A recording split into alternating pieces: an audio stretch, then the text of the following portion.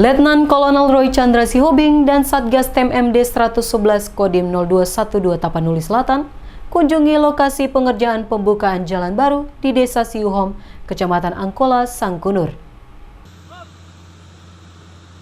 Dan Satgas Tem MD 111 Kodim 0212 Tapanuli Selatan, Letkol Infanteri Roy Chandra Sihobing mengecek langsung lokasi pengerjaan pembukaan jalan baru di Desa Siuhom, Kecamatan Angkola, Sangkunur yang sudah mencapai 60%. Hal ini menjadi kebahagiaan tersendiri bagi Dan Satgas karena tinggal 40% lagi jalan sudah bisa digunakan.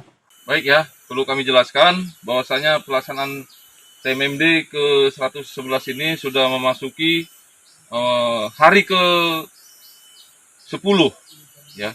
Hari ke-10 kita sudah membuka jalan sepanjang 2.600 meter.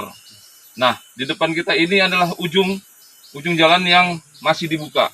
Kalau kita saksikan bersama-sama, ini adalah masih perkebunan. Ini rencananya akan kita buka sampai dengan menyambung ke Dusun Tangga Batu, itu kurang lebih sekitar 2 km lagi. Jadi medannya lumayan, ya. Medannya lumayan yang perlu kita buka.